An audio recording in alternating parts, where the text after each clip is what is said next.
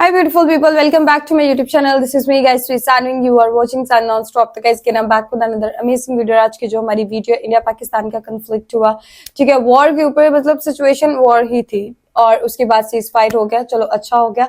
लेकिन इसके अंदर जो है वो लोगों ने वीडियोस बनाना स्टार्ट कर दी कि मतलब इंडिया जीता, पाकिस्तान के लोग हम जीते, इंडिया के लोग हम जीते। मतलब इस तरह के कन्फ्लिक्ट जो है वो सोशल मीडिया के ऊपर देखने को आए दिन जो है वो मिलते हैं। आज की जो हमारी वीडियो है उससे पहले लाइक, सब्सक्राइब और शेयर करते जाइएगा। JF-17 versus Rafale, Who wins? Okay, JF-17 देखते हैं कि वो जीता या राफेल जीता। बड़ी किस्से कहानियां सुनी है, आज ये किस्से कहानी भी सुन लेते हैं। अच्छी वीडियो, आपको मजा आएगा। लाइक, सब्सक्राइब एंड शेयर करते जाइएगा। वेरी गुड, अगर आप लोगों ने पहले किया हुआ है तो let's jump into the video. साथ साथ वीडियो के लास्ट में सारी बातें हम लोग करेंगे। पिछले कुछ दिनों से बहुत कुछ चल रहा है। New this morning, the ceasefire between India and Pakistan. Pakistan घोर निराशा में गिर गया था। PAF versus IF, 6-0, as they say, second to none. And जितना हर कोई न्यूज अपडेट्स देख रहा था, I was really intrigued to know about these Indian Rafales. दोनों मुल्कों की एयरफोर्स बहुत ज्यादा स्ट्रॉन्ग है, लेकिन लोगों के साथ साथ ये बहुत टेक्नोलॉजिकली एडवांस्ड फाइटर जेट से इक्विप्ड हैं। पाकिस्तान का JF-17 थंडर एंड इंडिया का Dassault Rafale. I am telling you, इनकी इंजीनियरिंग is so incredible कि one jet can cost over 3500 crore. And ये राफेल की प्राइस है, बाय द वे। ये extremely high price point shows कि इसके अंदर जो टेक्नोलॉजी है वो बहुत कमाल की होगी। पर I am also really interested to know कि अगर ये दोनों प्लेन्स हेड टू हेड जाएं तो कौन जीतेगा। बट इसका जवाब देने से पहले इन प्लेन्स में जादू क्या है। इंडिया ने डसॉल्ट राफेल लिया था फ्रॉम फ्रांस, लेकिन ये फ्रांस ने इन द फर्स्ट प्लेस बनाया क्यों था? कोल्ड वॉर के आखिरी कुछ सालों में अराउंड 1970s फ्रेंच मिलिट्री को अपनी एयर फ्लीट को बेहतर करना था, लेकिन वो डेवलपमेंट में ज्यादा पैसे खर्च नहीं करना चाहते थे। तो उन्होंने यूके, जर्मनी एंड इटली के साथ डील साइन की कि ये सब मिलकर एक मल्टी रोल फाइटर जेट बनाएंगे कॉल्ड द यूरोफाइटर। लेकिन इन सब मुल्कों के बीच में बहुत ज्यादा डिसएग्रीमेंट्स हुई, जैसे कि ये जेट ओन कौन करेगा, इसको बनाएगा कौन, एंड इसमें कौन कौन से फीचर्स होंगे। तो फ्रांस इस डील से पीछे हट गया और अपनी एयरक्राफ्ट की डेवलपमेंट शुरू कर दी। डसॉल्ट एरोस्पेस कंपनी ने ये राफेल बनाया, इसलिए जेट का नाम है डसॉल्ट राफेल। इसकी मेडन फ्लाइट थी इन 1986। मेडन फ्लाइट का मतलब है इसकी सबसे पहली flight. But it wasn't until 25 years later कि इंडिया ने इन जेट्स के लिए ऑर्डर प्लेस किया इन 2011। इंडिया की टाइमलाइन में 2001 में वो नए जेट्स खरीदना चाहते थे। उन्होंने RFI इशू किया था, मतलब request for information, and it was probably in response to Pakistan having F-16s, जो उस टाइम पे सबसे एडवांस जेट्स थे।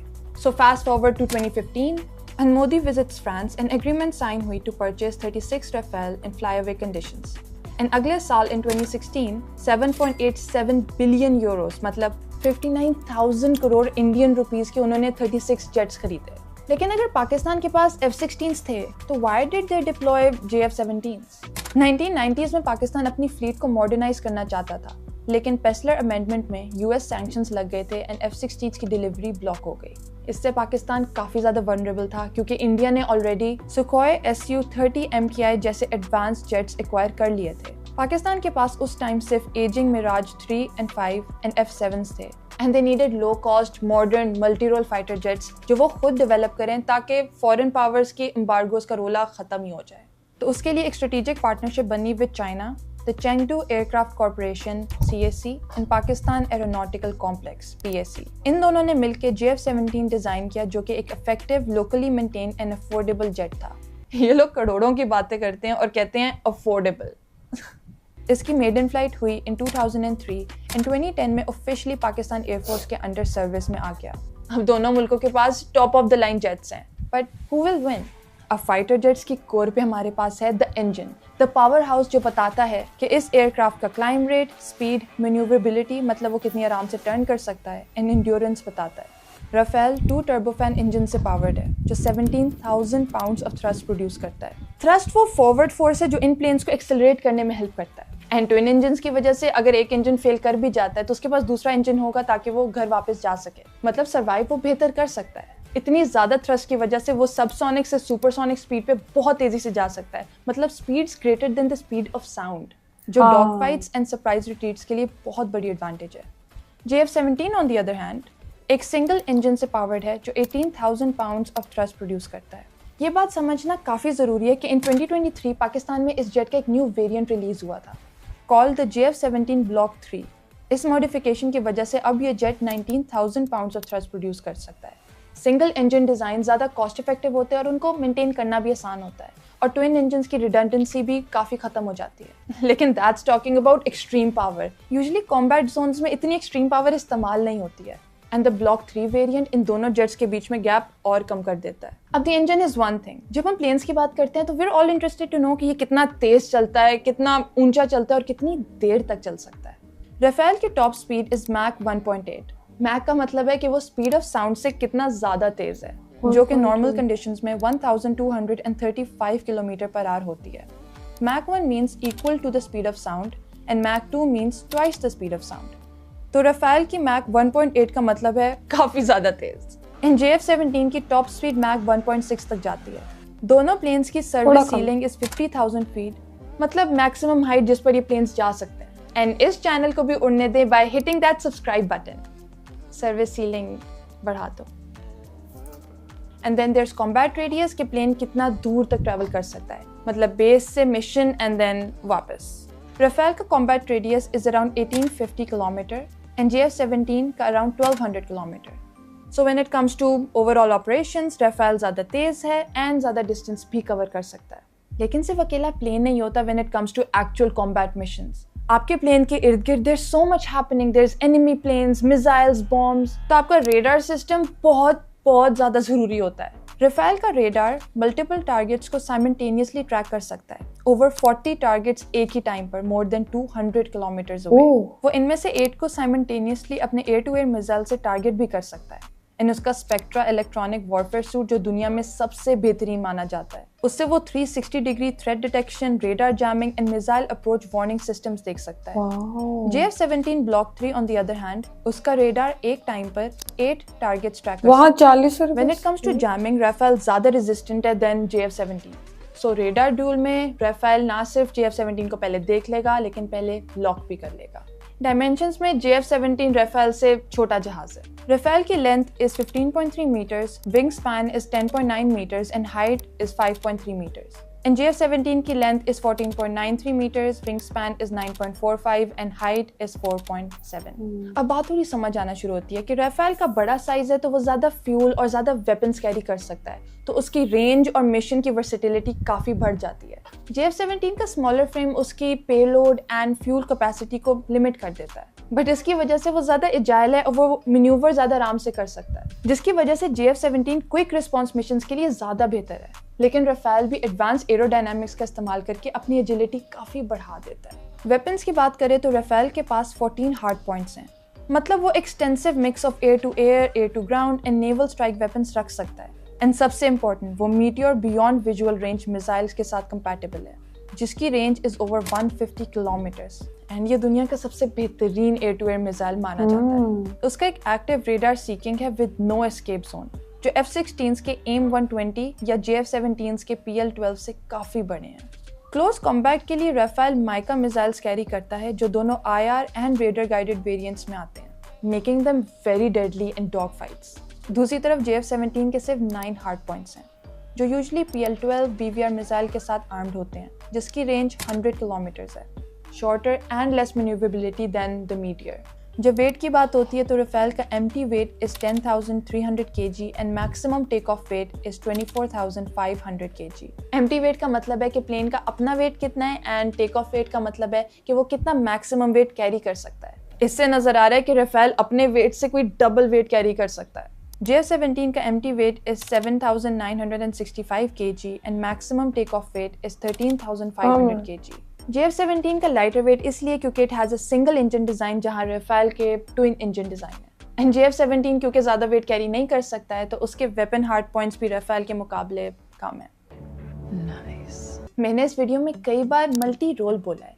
इसका मतलब है कि एक ही जेट मल्टीपल तरह के मिशंस कर सकता है, यानी air superiority, ground strike and even nuclear delivery. Strike तो भाई पाकिस्तान पे बहुत केस में जाता है, मतलब कि वो सारे ये मिशंस एक ही टाइम पे कर सकता है। वो ग्राउंड स्ट्राइक से सीधा एयर कॉम्बैट में जा सकता है बगैर एक्स्ट्रा कॉन्फ़िगरेशंस किए। राफेल ने Iraq, Syria, Libya, Afghanistan and even Mali में अपनी कॉम्बैट रेडीनेस दिखाई है। JF-17 भी एक true multi role fighter jet है एंड लाइट वेट भी। वो मुख्तलिफ missiles, bombs and cruise missiles carry कर सकता है, लेकिन वो ये सब रोल्स साइमल्टेनियसली नहीं कर सकता। मतलब कि एक जंग के लिए अगर JF-17 को आपने ग्राउंड स्ट्राइक के लिए कॉन्फ़िगर किया हुआ है तो वो एयर कॉम्बैट में काफ़ी वनरेबल होगा एंड वाइस वर्सा। अगर हम इतने ज़्यादा फीचर्स की बात करें तो ऑब्वियसली फिर प्राइस टैग भी बहुत ज़्यादा होगा and Rafale is super expensive, especially अगर आप उसको JF-17 की प्राइस से कंपेयर करें which is only $25 million, only $25 million, भाई बहुत जो ज्यादा है। इक्वल है 700 crore Pakistani rupees and Rafale cost 5500 crore rupees which is almost 8 times more expensive. हाँ। And शायद इसीलिए इंडिया के पास सिर्फ 36 राफेल्स हैं एंड हमारे पास 160 JF-17s। तो हम JF-17 को कंसिडर कर सकते हैं as the backbone of our air force and Rafale is like this elite task force for India.